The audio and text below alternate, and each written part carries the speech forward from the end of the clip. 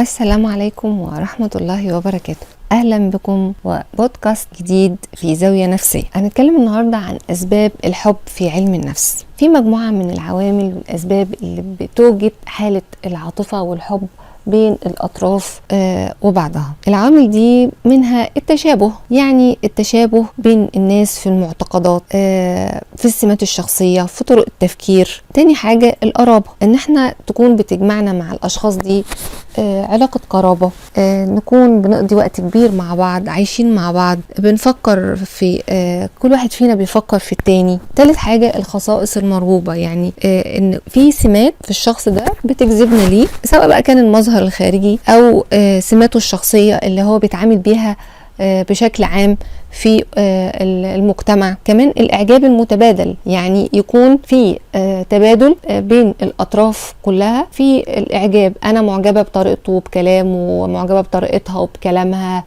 معجبة بمظهرها، بطريقة لبسها، في بيننا سمات مشتركة وإعجاب متبادل بين الطرفين. في عوامل كمان بتساعد في إن هي تفسر لينا أسباب وقوع الناس في الحب واختيار شريك الحياة. منها التأثيرات الاجتماعية، يعني ان يكون في مجموعة من العلاقات الاجتماعية، شبكة العلاقات الاجتماعية اللي بتفضل مثلا تقول لك الشخص ده شخص مميز، وتقول في مميزاته وصفاته وتمدح فيه وتبدأ تتكلم عنه بشكل كويس جدا وبشكل إيجابي، فيبدأ الشخص التاني يحس بانجذاب اتجاه الطرف ده، ويبدأ يحس ان عاطفته اتحركت ناحية الشخص ده، وبالتالي يكون عايز يعرف عنه حاجات أكتر ومعلومات أكتر.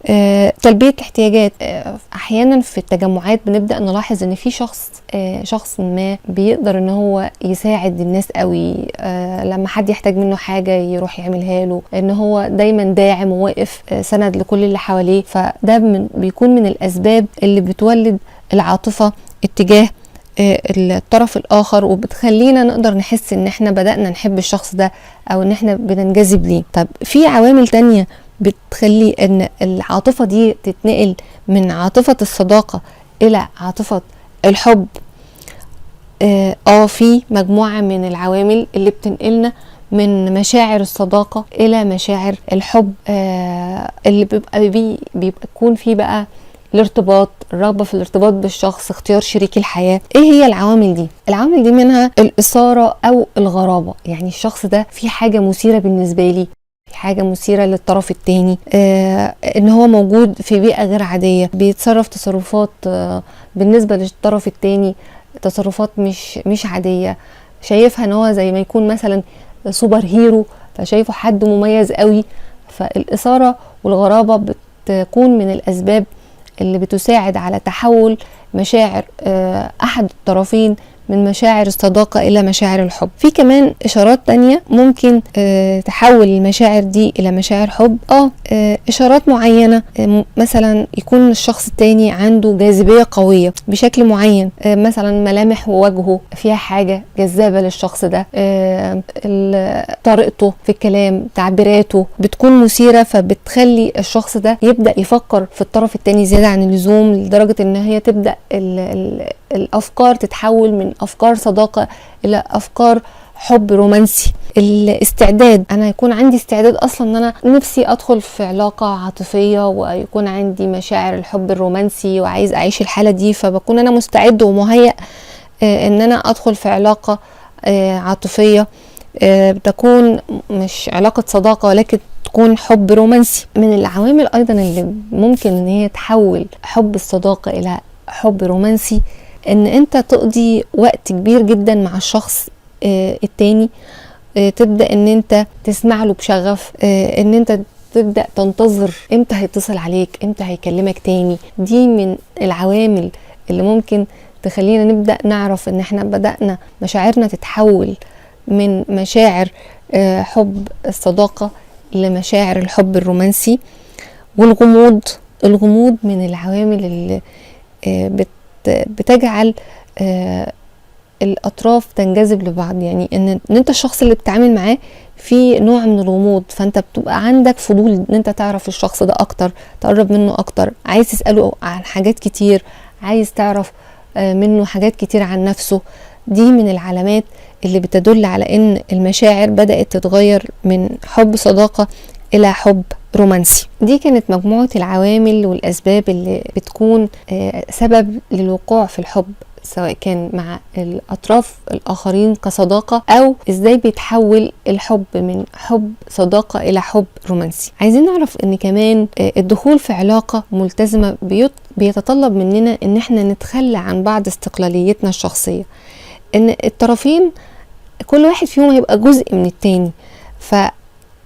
في علاقة الحب الرومانسي يمكن إن احنا نعتبر إن وجود الشخص في حياة الآخر هو امتداد للذات بدل من فقدان الحرية، لأن من أسباب فشل العلاقات الرومانسية إن أحيانا البعض مننا بيعتقد إن لما بيدخل في علاقة حب والطرف التاني بيطلب منه طلب معين بيشعر فيه بأنه بيفقد حريته. لكن العلاقات بتنجح لما أعتبر إن دخول شخص تاني في حياتي هو امتداد للذات وليس فقدان للحرية، بيكون عامل من عوامل نجاح علاقات الحب الرومانسي والارتباط العاطفي. من مميزات الحب الرومانسي ان شعورنا بالقرب من وجود حبيب جديد بيخلق مستويات اعلى من المكافأة والتحفيز الكيميائي مادة الدوبامين، في حين ان المسافة دي يمكن ان تؤدي الى الرغبة الشديدة في ان احنا نشعر بالرغبة في النجاح. بمعنى ايه؟ الشعور بان في شخص محور اهتمامنا، الشخص ده انا بشاركه حاجات كتير في حياتي، انا منتظر ان هو يكلمني، وجود شخص بشعر تجاهه بالحب الرومانسي العاطفي، الاحساس ده بيزيد من احساسنا بالمكافأة والتحفيز. يعني ده بيعمل ايه؟ بيعمل حالة من النشاط في كيمياء الدماغ، يعني بيدينا احساس بالسعادة. ده بيزود مادة بتفرزها الدماغ اسمها الدوبامين، ودي اللي بتشعرنا بالسعادة والتحفيز. كمان زي ما الحب بيدينا الاحساس بان احنا عايزين نكون احسن، وان احنا بنحس بالمكافأة والتحفيز، وان بيفرز مادة الدوبامين اللي بتحسسنا بالسعادة، بيكون معاها برضو الاحساس بالقلق والتوتر والخوف، واحساس بوسواس الحب. في احساس بيبقى مصاحب لحالة الحب الرومانسي، هو دايما الخوف من فقدان الشريك ده، الخوف من انه يبعد عننا، الخوف من ان انا ما اقدرش اكمل. بيبقى في موجود مجموعة من المخاوف بتحيط علاقة الحب الرومانسي. يعني زي ما بيدينا الإحساس بالحافز والمكافأة والسعادة، بيكون في بعض المشاعر السلبية زي الخوف من الفقدان والخوف من البعد والخوف من الفراق. يعني الحب في حياتنا شيء أساسي ومهم جدا. الحب ده من النعم اللي ربنا اداها لنا عشان احنا نقدر نكمل الحياة. مفيش حياة ممكن ان هي تعيش بدون ما يكون، مفيش حياة بدون حب. الناس اتخلقت بالحب وعايشة بالحب، عايشة بالتراحم بينها وبين بعض، سواء كان الحب ده حب بين الأهل أو الأصحاب أو الحب الرومانسي. في نهاية حلقتنا النهاردة بحبكم في الله، أتمنى أن أنا أكون قدرت أن أنا أقول لكم النهاردة معلومة مفيدة عن الحب. منتظرة دعم حضراتكم باللايك والشير والاشتراك في القناة، وانتظروني حلقة جديدة إن شاء الله. والسلام عليكم ورحمة الله وبركاته.